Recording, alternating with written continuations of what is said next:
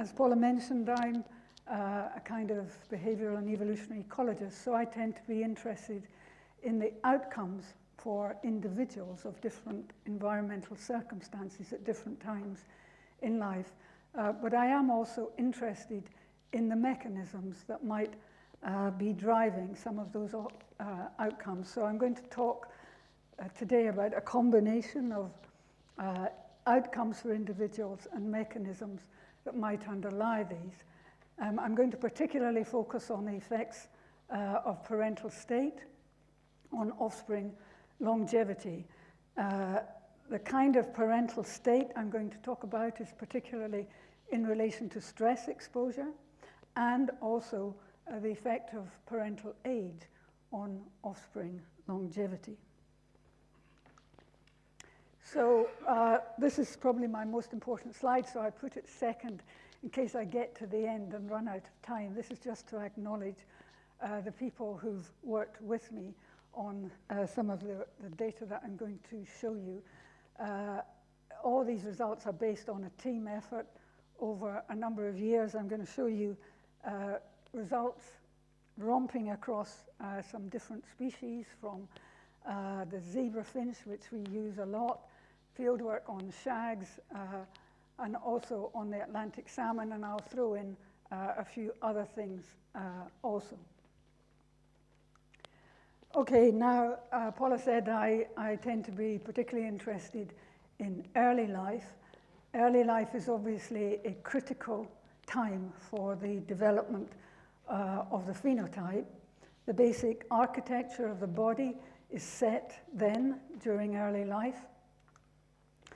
There may be critical windows for the priming or programming of key developmental processes that influence the eventual phenotype.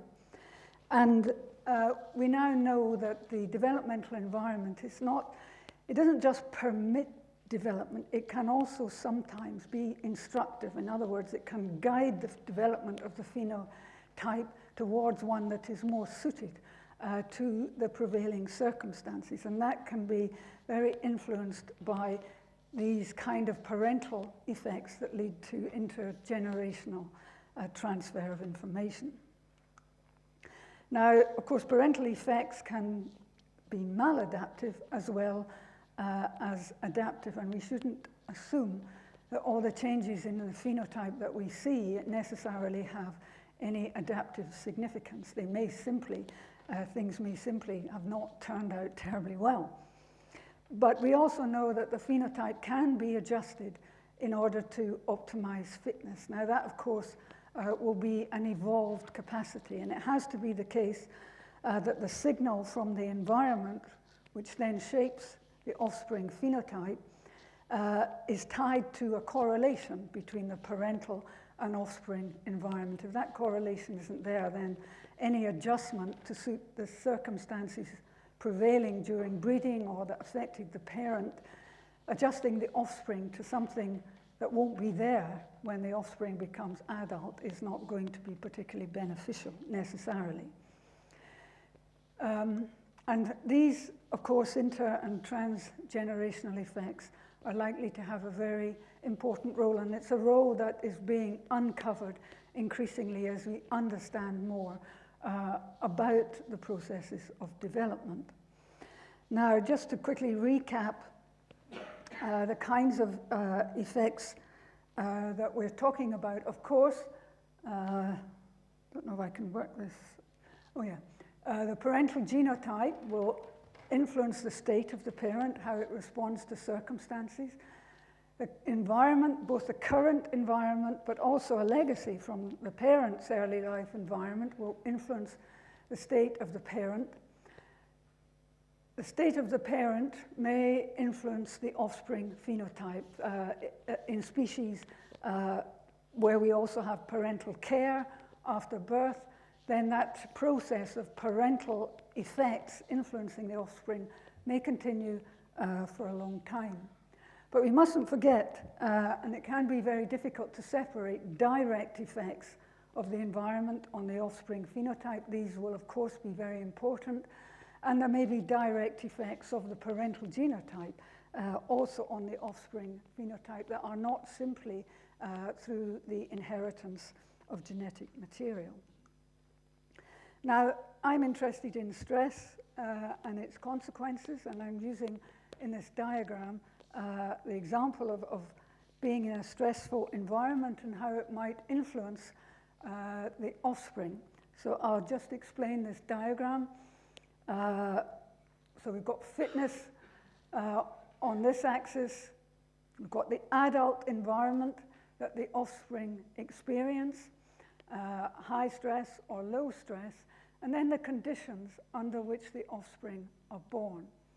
So for individuals born in good conditions, good parenting, good environment, good growth conditions, we may expect them always to do better than individuals that were born in relatively poor conditions. This is quite simple. They're just better quality as a consequence of their good developmental environment, and that's often referred to as the silver spoon effect.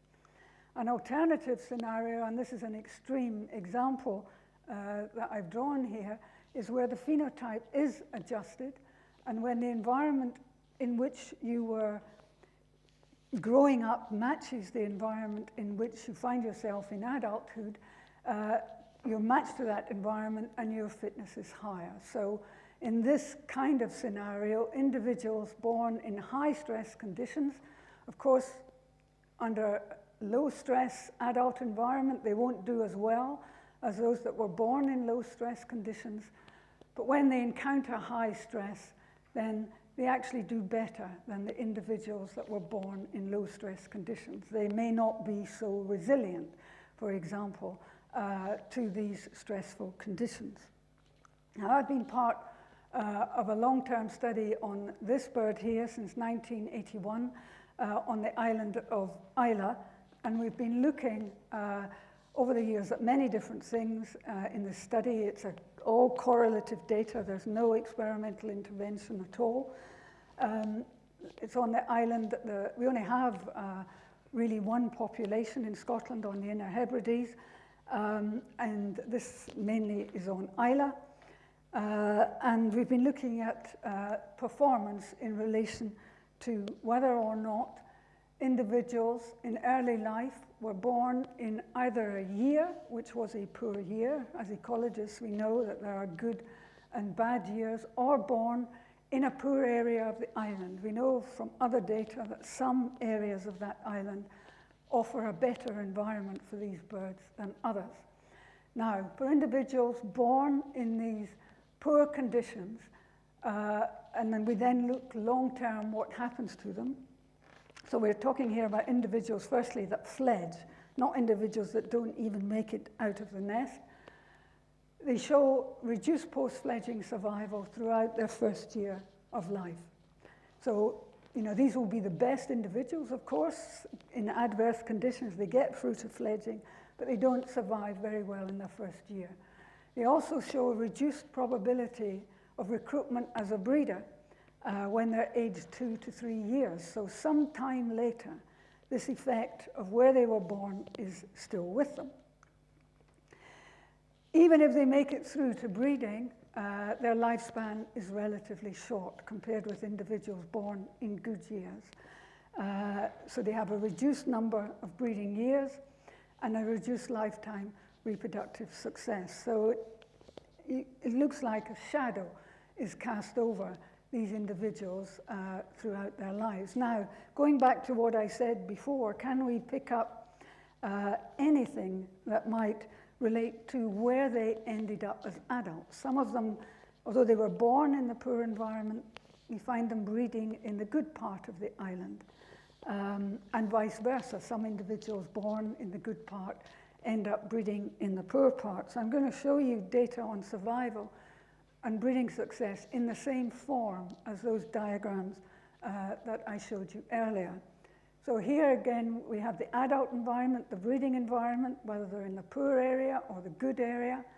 The black ones were born in the good areas, and the red ones in the poor areas. And you can see that being in a good area seems then these individuals from the poor area, their survival is similar to individuals that were born in good areas, but when they're in a poor area, their survival is actually poorer. So there's no sign there of any kind of benefit that they carry from having been born in a poor area. When we look at breeding performance, it's the same kind of effect, except that we find it also in the good area. These individuals born in the poor area, even when we split them into where they were breeding, they still do worse. So this looks like the kind of silver spoon effect. But this is a natural population, and there are many things going on there. We cannot control where they settle or who they're breeding with. But nonetheless, we're not picking up in this population the kind of matching environment signal, although other people have found such effects. Now, stress exposure, obviously it's well known that stress exposure is mostly not that great for us, that there are long-term consequences for health and longevity. But we have to remember that the outcome might vary both with the life history stage at which the stress is encountered and also with the species life history and with the severity of the stressor. So long-term effects of stress exposure might matter to a human, but much less to a mouse, whose lifespan is comparatively short. Stress exposure in early life may have a different outcome from stress exposure later in life. And I won't show you data on this, I haven't got time, but we've done some experimental work with the zebra finch exposing adults to stressful conditions, and provided the stressor is relatively mild, we actually find a lifespan extension under mild stress exposure. So it's not always bad. And even in early life, some mild stress may have a beneficial effect. So as ecologists, we are always very mindful of these differences among species in relation to life history and differences in relation to different life history stages. Now, during early development, exposure to a stressor can induce permanent changes to the phenotype. If there's a persistent signal that the environment is challenging, either coming directly from the environment or via the parent, and it's very difficult to disentangle these two often, especially in a correlative study, then one thing that we know happens frequently is the stress responses themselves are changed. The HPA axis becomes more reactive as a consequence of exposure to stress. Now, that could be an adaptive response to a dangerous environment. And I'll show you some data from that. We do a lot of work. I mentioned the zebra finch already. We keep this species in captivity. It's a very nice species to work with. It has a relatively slow life history. It can live maybe 6, 7, 8 years. And we're able to follow individual animals through from when they're a chick to an adolescent, an adult, and then into old age. So I'll be showing you quite a few examples of studies from the zebra finch. Now, what I want to show you here is what that we did a while ago, exposing young zebra finches while the parents were breeding to elevated stress hormones. We directly manipulated their stress hormones for the experiment, but of course that will come about also as a consequence of what the parent is doing and what state the environment is in. This is their stress response later in life when they're young adults. So this is a long-term consequence. Our manipulation was only during the first couple of weeks of life. So this is later in life. This is a standard stress response. So you capture the bird and you measure its baseline corticosterone immediately in the plasma, 10 minutes later, and then 30 minutes later. The control birds here that did not experience elevated stress in early life, they show a typical response, a rapid rise in corticosterone in the bloodstream followed by a decline. The birds that had been exposed to a more stressful physiology in early life, through this physiological manipulation that we did, they've remained much more reactive. They secrete corticosteroid faster to a higher peak, and it takes longer for it to wear off. So our early life treatment has changed the physiological phenotype of these individuals, so that for, as far as we know, for the rest of their lives, when they encounter stress, they react more strongly than individuals that had not been primed in their early life to do so, and other studies have shown the same thing. Now, okay, we then kept these birds, and we looked to see, we did no more interventions. The only intervention they had was that early life stress exposure and measuring of their stress responses. Did it have any effect on their longevity?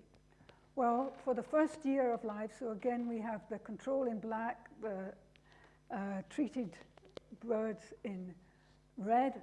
Throughout the first year of life, there was no difference in their survival, so there was no immediate effect or even moderately long-term effect of the early life treatment. However, later, once they started to grow older, we saw a divergence in the survival patterns, and the lifespan of the birds in red was on average much shorter than the individuals that had not had the early life treatment. So we saw a significant and relatively substantial shortening of lifespan, even though they'd been living in good conditions as adults. Now, I mentioned earlier there may be a trade-off between the advantage of being more reactive, having had a signal that the environment is challenging or dangerous or whatever. They did not encounter it, of course, in our benign situation, so we saw that it was relatively costly. And you know, the reason for those phenotypic adjustments in an environment where there was a correlation between what happened in early life and what happened later in life may not have produced such clear information on the costs that can be associated when the environment is not the same. Now, okay, so stress, and there's a huge body of literature, stress is not necessarily a good thing. We all know that ourselves. You can feel it. What I want to now do is to move on to telomere dynamics in relation to stress. There's been a lot of interest on the relationship between stress and telomere dynamics, initially coming from correlative studies in humans on the effect of stress exposure on telomere loss. Now, we then, of course, are interested in whether increased stress exposure in a more, both in a natural but also in a more experimental setting might be associated with a reduction in lifespan, and might that come through changes in telomere dynamics. So I'm going to say a little bit about telomere dynamics here. Telomeres, just to remind you, are non-coding repeats of a short DNA sequence, usually 6 bases, sometimes 5 in other taxa other than the birds and mammals. Non-coding sequence that caps the chromosomes. It has sheltering proteins, and it's recently been found there's some non-coding RNAs there that may also be doing interesting things. So the telomeres are at the chromosome ends. The structure is highly conserved across the eukaryotes, and the short DNA sequence, which is repeated multiple times at the chromosome end, is TTA GGG in all of the chordates. Now, why do we have telomeres? They solved 2 problems with the linear chromosomes of the eukaryotes. An important function of the telomeres is they identify the chromosome ends and prevent activation of DNA repair processes that are associated with a double-stranded break in DNA. Were those processes to be activated, the genome would become very unstable. You'd get end-to-end joining of chromosomes and so on. So telomeres protect the integrity of the genome. But they also protect the coding sequences from the loss that takes place due to incomplete replication of the lagging strand during the process of DNA replication along a linear chromosome. So the loss of sequences on the lagging strand, which is relatively small but significant, is taken up by the telomere, and there's no, at least initially, no loss of coding sequences during DNA replication. However, of course, without restoration, telomeres will shorten each time a cell divides, because there is that bit of loss due to just the process of DNA replication itself. But there's also more loss induced by oxidative damage on the telomere, and also other processes which are not fully understood at the moment. So more loss takes place than simply that attributable to the end replication problem. There's rather little repair of damage to the telomere, in contrast to elsewhere in the chromosome. And once telomeres become critically short, they become dysfunctional, and that results in the kind of genome instability that I mentioned, and that can give rise, or it does give rise, to cell senescence. In other words, the cell can divide no more, and in many cases that will be followed by apoptosis. The cell will die, but not always. And in some cases, these non-replicating cells with an unstable genome, they remain in tissues and they secrete pro-inflammatory compounds. So it's not good to have lots of those cells. Now, telomeres can be restored mainly by the reverse transcriptase enzyme telomerase. An interesting thing for an evolutionary biologist is that species and tissues differ in the degree of telomere restoration. Now, telomeres are considered one of the hallmarks of aging. This is Rembrandt charting his own decline. Telomere length determines cell replicative potential. So the longer the telomere, the more times the cell can divide in the absence of restoration. Increased telomere dysfunction is well known with age, has serious consequences for health in later life. It's associated with a whole raft of age-related conditions: cancer, cardiovascular disease, declining cognitive function, declining immune function, toxin resilience, arthritis, and many others.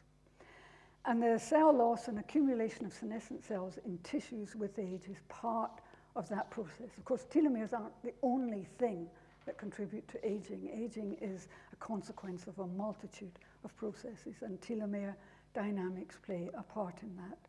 Also, the faster cell loss that can occur with telomere, or with a lot of telomere attrition. Of course, we can replace some lost cells, but that will increase the depletion of the stem cell pools. And running out of stem cells to replace lost cells is also an important part of aging. Now, in non-mammalian vertebrates, we can use red blood cells to get DNA, which allows us to track within individuals changes in telomere length. Otherwise, you have to take tissue samples. Sometimes you can do that, sometimes not. Often in mammals, leukocytes, white blood cells, are used. There's problems because white blood cell pool is changing, and different white blood cells have different telomere dynamics. And there are various different ways of measuring telomere length that I won't go into. Here's work that we did a long time ago on the southern giant petrel.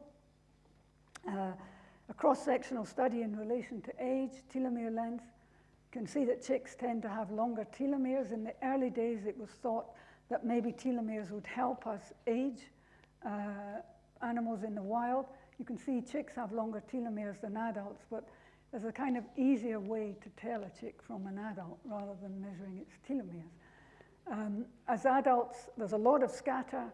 There is a decline. But remember, this is cross-sectional data, so differential survival of individuals with different telomere lengths will influence that pattern. So cross-sectional data is always a bit problematic, but it's often with long-lived species all you can get. Now, we've done some tracking of telomere lengths within individuals in the zebra finch. Here's telomere length with age within a cohort of individuals, and you can see there's a decline throughout life. It's especially marked in this period. We have more resolution here, and there's a lot of loss during growth. We also looked to see if any telomere length at any particular point in time was the best predictor, or indeed a predictor at all, of longevity. We found that telomere length at the end of the growth period was the best predictor of the mean age of death. And of course, telomere length later in life is anchored to that early life telomere length. Now, also birds are the only taxon in which there's been enough data to do a lot of comparisons. In a meta-analysis, telomere length across a meta-analysis using studies from many different birds, telomere length is positively related to subsequent longevity within species. And also the rate of telomere loss is negatively related to maximum lifespan. That's data from 19 species of birds, but we need lots more data in order to look at that across species. And most of these data are coming from cross-sectional studies. Now, I want to show you a slightly different pattern here, and I'm going to make 2 points from this slide. These are data from another vertebrate, this time the Atlantic salmon. And this is telomere length on this axis. This is during the embryo stage, and this is, they're still almost larvae when they're alevins, but they've come out of the egg.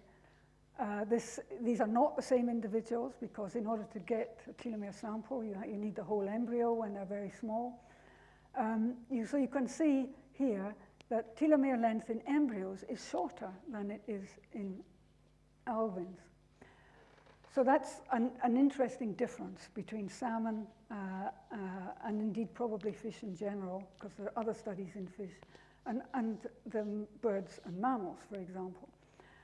Also, this is from an experiment where we manipulated temperature in early life. This is with a PhD student, Darryl McLennan, growing at 3 different temperatures, 4, 6, and 8 degrees.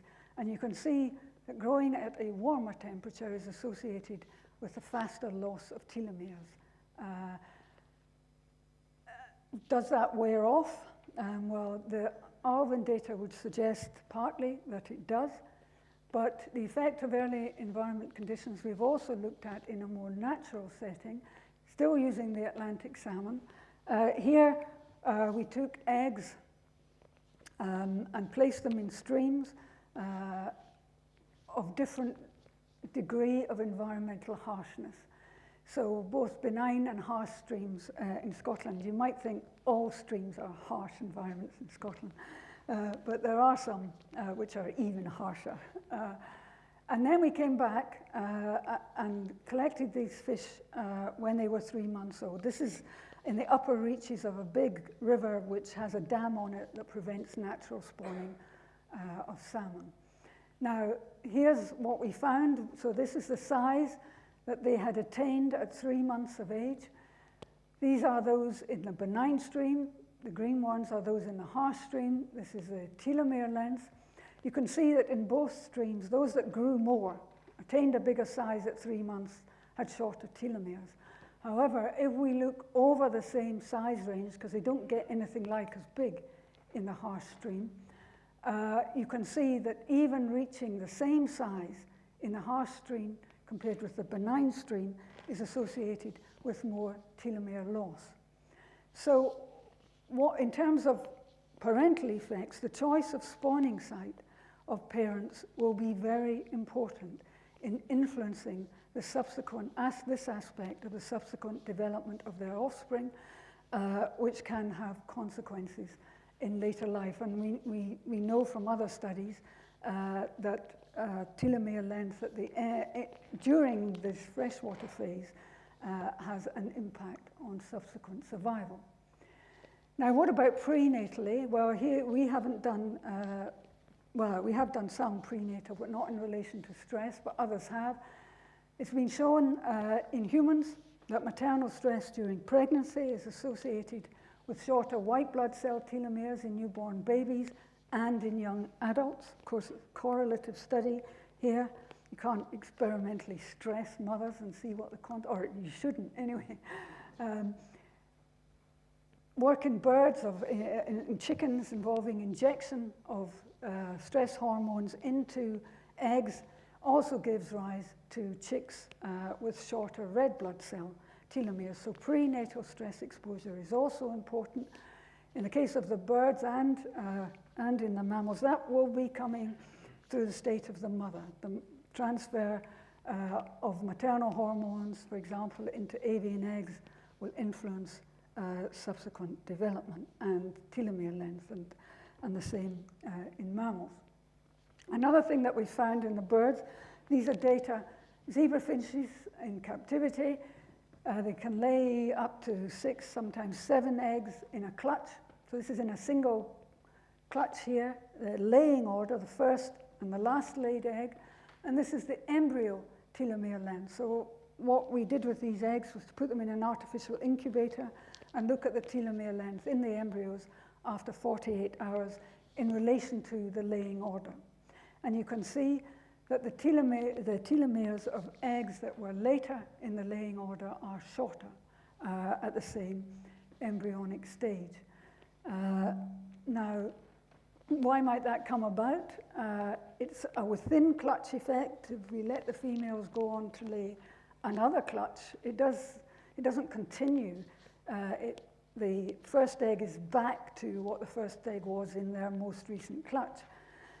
It must relate to changes in maternal state during the production of the clutch, and we know that the egg contents of different eggs in the clutch are different, and in particular, relevant to this story is that antioxidants in the later eggs in the clutch are significantly reduced, which could influence telomere loss. Now, of course, an important question is, does this effect persist, or is it just transient? And that was after only 48 hours. So we looked back on data that we had, and we looked to see if we could still find a signature of egg laying order in our data, and we found that we could. At 20 days of age, we still find a significant effect of laying order, the same kind of effect, lower telomeres in those that came from late eggs in the sequence, and even at 60 days, we still find that effect. So that laying order effect persists. Now, we've also done some, in the field, increase of exposure to stress hormones, this time in a long-lived seabird, the European shag. Again, we dosed them with corticosteroid in early life, mimicking the effect of a challenging environment or the effect of having a parent that is not providing the ideal environment.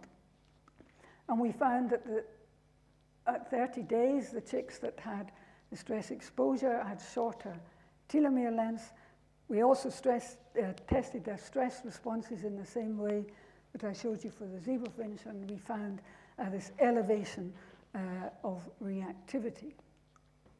Now, interestingly, something that we're just looking at the moment, European shag is declining in Britain and elsewhere, and the conditions seem to be deteriorating. And interestingly, we find that the telomere length of chicks in this study colony that we work on, which is in the Firth of Forth in Scotland, the telomere length is also declining, and that may have implications for the eventual longevity of the species. And we know chick telomere length, adult telomere length correlated in this species and linked both to survival in harsh conditions and to general lifespan. So that's just an interesting ecological side to it. Now, we've also been looking at intergenerational effects of stress exposure on telomeres. So we have zebrafinch mothers who've been living in a more stressful environment. The stress is induced by making the food unpredictable. They're not short of food. They have ad-lib food when the food is present, but the food, they don't know when it's coming. They don't lose weight, but they do have elevated corticosteroid levels when they're waiting to know when the food is going to arrive.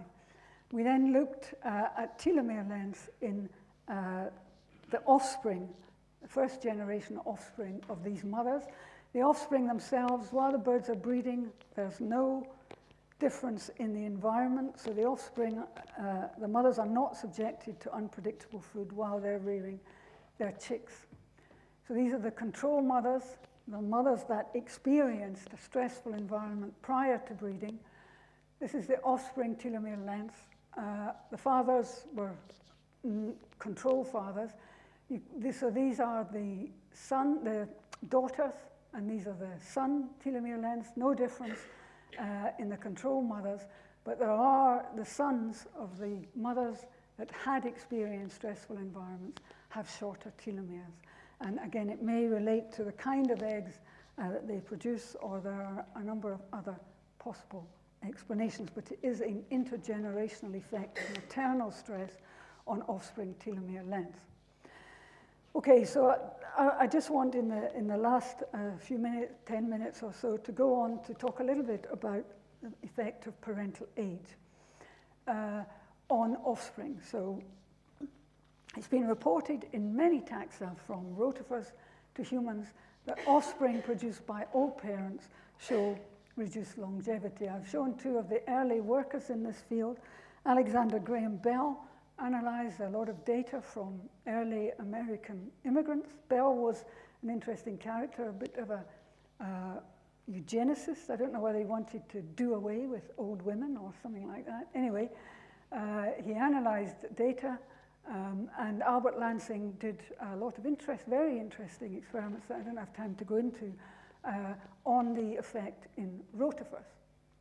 And it's become termed the Lansing effect. Why might they have reduced longevity? There are many potential causes of that, prenatal and postnatal, and sometimes it may be compensated for by beneficial experience of the older parent or access to more resources. But the pattern is clearly there in a number of species. Both maternal age and paternal age effects have been reported. And it appears that it can cross generations, but I won't go into that.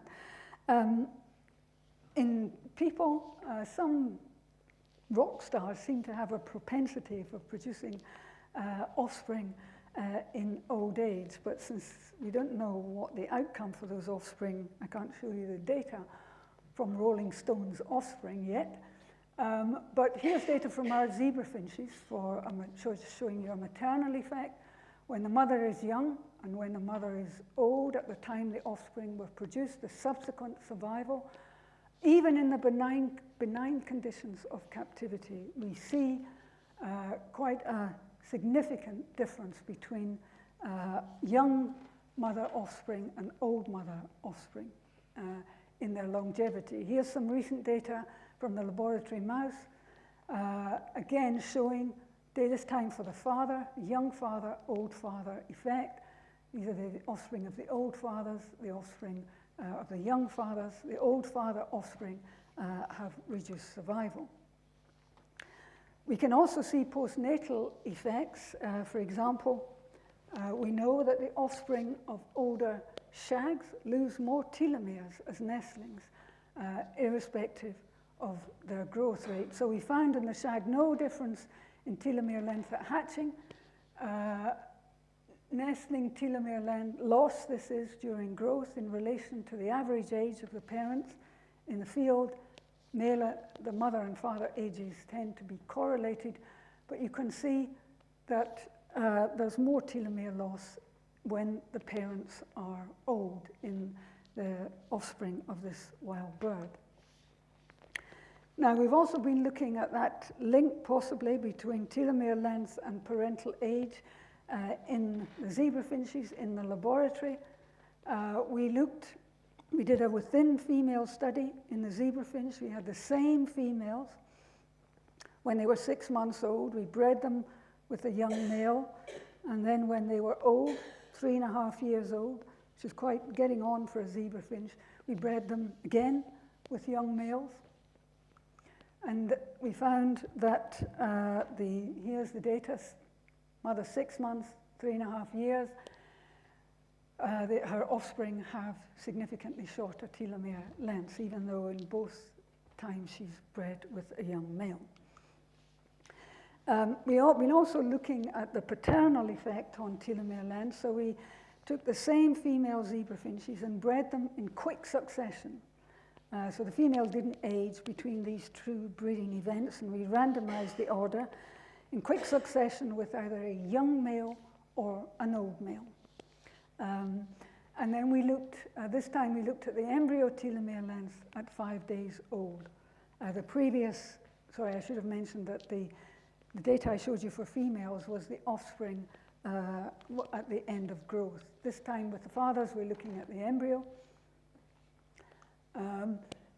Paternal age effect on offspring telomere length then. When the offspring are young and old fathers, we find that these are 5-day embryos. The offspring from the old fathers have reduced telomere length, even though it's the same mother. So what's going on there? Well, it may relate to telomere length in the eggs and sperm, although it could relate to very effects happening after fertilization. But here's some data from, this time from the laboratory mouse, where this is from oocytes extracted. Of course, you have to kill the female in order to get fresh oocytes from her ovaries. This shows here in this slide from young and aged mice. Of course, they're not that, they're aged for mice, but their lifespan is not very long. And you can see this is telomerase activity in the oocyte. It's much higher in young mice than it is in older mice. And if you look at the oocyte telomere length, which is quite difficult to do, then you find that the telomere length in the oocytes of the young mouse mother is longer than the telomere length in the oocyte of the aged mother.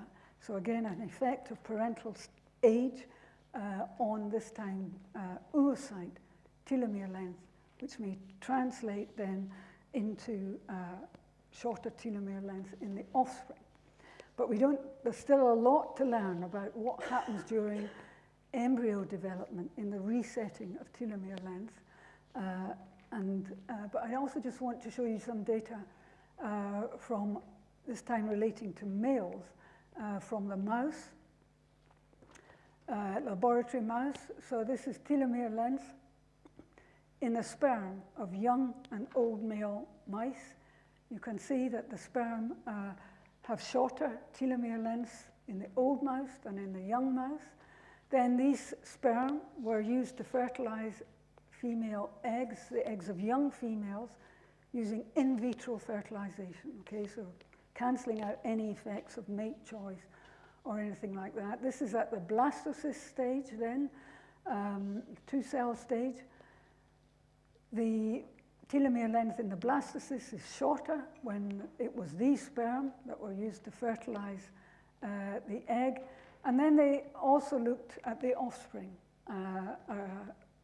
around weaning, and again, telomere length shorter in the old males. So this effect of parental age on offspring telomeres may be quite an important one, but it's one in which a lot more work needs to be done. So I'm just going to end on a slightly more optimistic note. Well, it depends on what sex you are, whether this is optimistic or not. I've shown you data that sperm telomere length tends to be shorter in older males. That's true in those vertebrates that have been looked at, with the exception of some of the primates, particularly humans. In humans, this graph here shows you male age going from early 20s up till almost 70. This is telomere length in sperm, and the relationship is positive, that the sperm of older men tend to have longer telomeres. And indeed, it's also been shown that offspring from older men tend to have longer telomeres. The explanation for that may be that of course, fertility has declined in the older male. There may be stringent quality control of the remaining sperm and elimination of sperm with very short telomeres. A different part, these are the same men, and this is telomere length in relation to age in their white blood cells. So the opposite relationship. Of course, there's lots of scatter in both of these, but a difference between the soma and the germ cells in the relationship between telomere length and age. So a different pattern in the soma. So Mick Jagger may not look that great, but his sperm may be looking better than his eggs. So just to conclude, I mean, not his eggs, sorry, but his soma, I meant. Parental state can have long-term consequences for aging and longevity. Elevation of stress hormones in early life, whether that's coming about through a direct effect or an effect of parental state or the kind of conditions the parent produces for the offspring, it can shorten lifespan and shorten telomeres. Changes in telomere length can produce delayed effects over long time periods, and particularly in relation to the pattern of aging and longevity. And age-related changes in germline DNA may be involved in the effects of parental age on offspring telomere length. So thank you very much.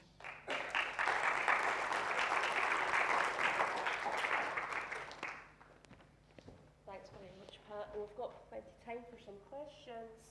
Hi, thank you very much. It was a wonderful talk, and it's so beautiful to see examples from so many different species.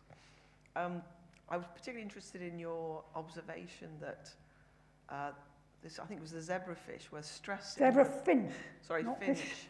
Sorry. Zebra finch, that the stress of the mother was linked to shortened telomeres only in her sons. Yes. And that's quite interesting because we've looked at telomeres in human placenta from mothers with depression, anxiety, and pregnancy. And we've observed shortened telomeres in the placenta, but from girls and not the boys. And I can't help but notice that birds have, it's the male in the bird that has the sex chromosomes that are ZZ, and it's the female in mammals that have the chromosomes that XX. So I wondered whether that might have some relation to this sex-specific response to stress. Yes, it would be interesting to know more about that. We know very little about in birds, about the telomere lengths on different chromosomes. More is known in mammals. It's quite difficult to get at that for various reasons when you're working with a non-model species, but I don't know whether it's involved or not. It is an interesting observation, and there may well be differences in relation to how development is taking place in relation to who's the heterogametic and the homogametic sex.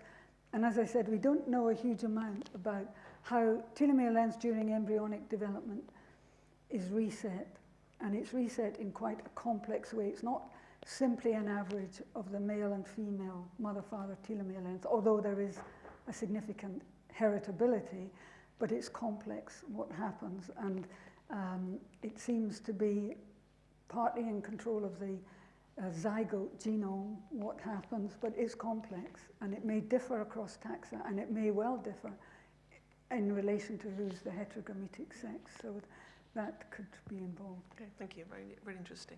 Beautiful talk. I was wondering if you ever looked at the time course, how fast do you lose these telomeres? So, how long does the stress have to persist? I understand the aging, but then in a stress environment, how long do you have to stress the animals to actually see effect on the telomeres? Right. Well, if we take the zebrafinch, for example, and we're doing it in the red blood cells, and of course they're terminally differentiated cells, so you need to wait till you have a turnover in red blood cells. That can take maybe 20 to 40 days So we won't see effects over rapid timescales. Whether brief periods of stress exposure have a different impact from protracted periods, I don't know. In the case of I said we'd been keeping zebra finches, mothers, in different differentially stressful environments, and we found an effect relatively quickly, within months, and that effect has persisted. So teasing apart that time course of the stress exposure could be quite an interesting thing to do, but telomeres are not really the right thing to look at, because it's not going to turn over fast enough to pick up. They don't just change like that. Yeah. You need a cell population to turn over. Yeah, thank you. Dina Giussani, University of Cambridge. I thought that was a tremendous talk. Thank you. Very much. So the effects of prenatal glucocorticoids on longevity and aging is quite interesting from an antenatal glucocorticoid therapy point of view. Yeah. So I guess in most vertebrates and mammals, the prepartum surge in cortisol, if you like, or pre-hatching in birds, switches tissue accretion to tissue differentiation. So it's a type of maturational development, which may be linked to accelerated aging as well.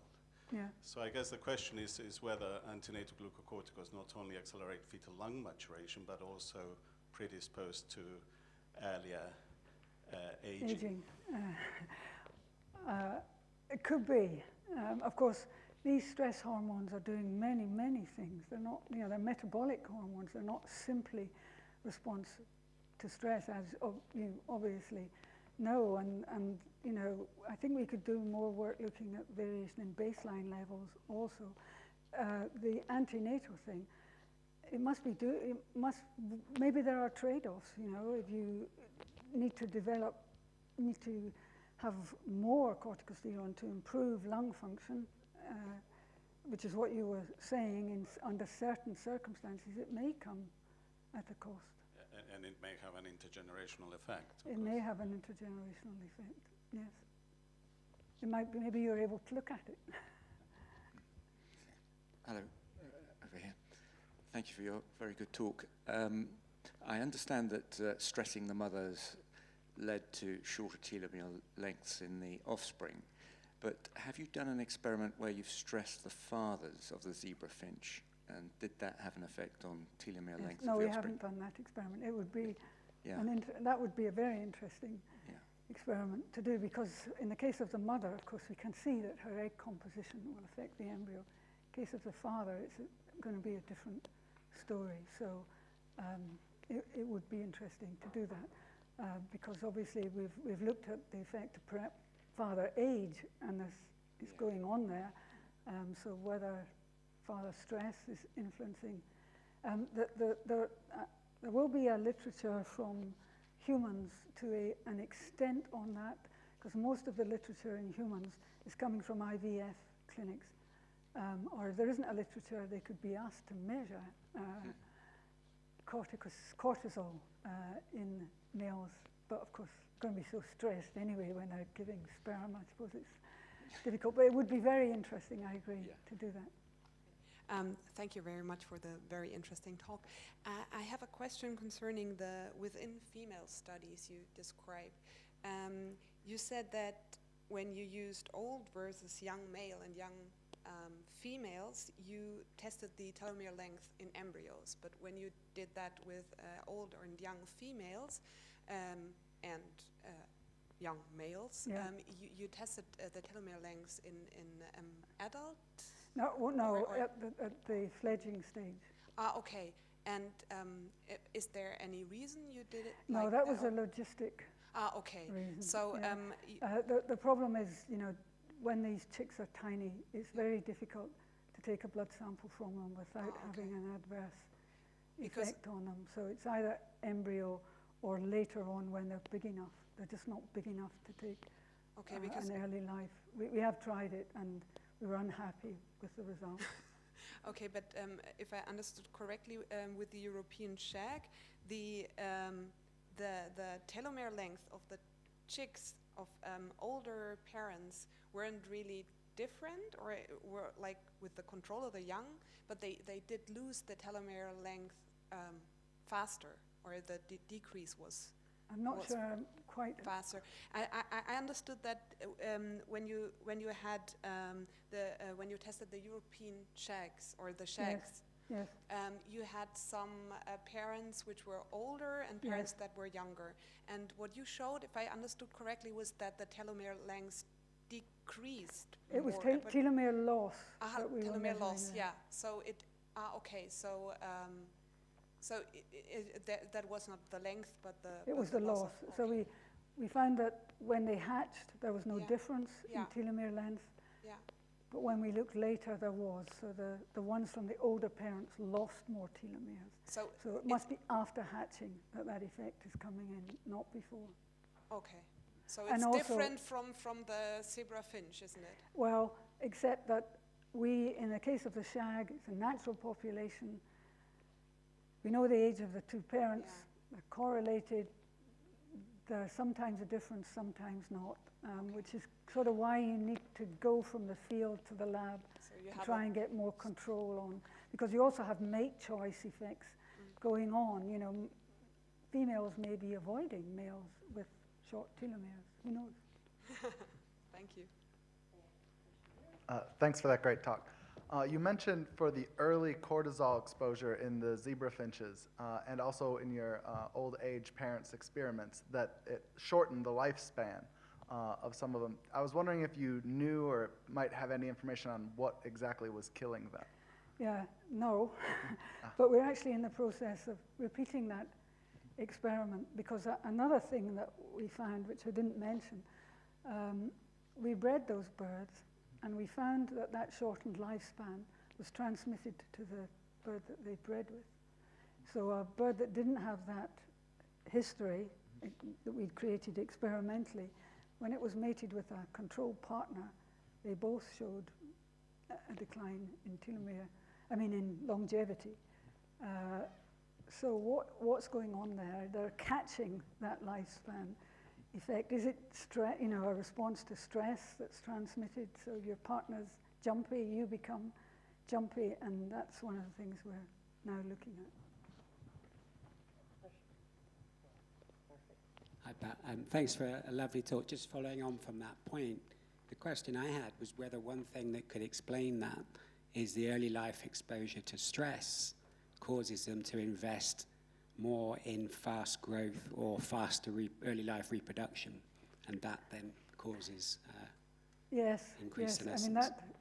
That whole issue, well, we know that elevated in case of birds it's corticosterone, is associated with this reduction in growth, which happens in many times. The effect on the subsequent life history, though, which you also mentioned, is really interesting, and there is evidence that under those circumstances, reproduction is brought forward. Can I ask one question? The one where you showed that the eggs that were later in the clutch, they ended up with shorter telomeres, but you also mentioned that they had lower levels of antioxidants in those eggs. Are you able to reverse that by administering antioxidants to the eggs? Yes, and we haven't done that experiment directly, but we have manipulated diet, but we haven't done all the, if you change the diet, you change the antioxidants, but you still get that pattern in the clutch. And the antioxidants going in the egg coming from the liver, and it may be a storage issue. So it's an interesting decision that females have to make. How big a clutch do you lay? And at what point is it not a good idea to carry on? Right, one very quick last question. Given the apparently adverse consequences of short telomeres, I'm just wondering why there's not more selection pressure to maintain their length. Is there a trade-off? Yes. Is it costly maintaining long telomeres? Yes. That's a really interesting question, and one that I didn't go into, but one cost of long telomeres or continually restoring telomeres particularly in somatic cells, is increased risk of tumor formation. So we find that when you look across species, animals which are either very large or live a long time tend to have downregulation of telomerase in the somatic cells because it's thought to be a cancer protection mechanism. Obviously, some species have evolved ways around that, so that's also really interesting. So body size and longevity are linked to telomere restoration patterns in a very, really interesting way. So cancer risk is a big part of that. And there are some tissues in the body of the warm-blooded vertebrates that, like testes and skin and so on, they tend to have a little bit more somatic telomerase activity, and they tend to be at high risk of tumor formation. So that's a whole really interesting area of comparative biology that could yield quite a lot of interesting insights.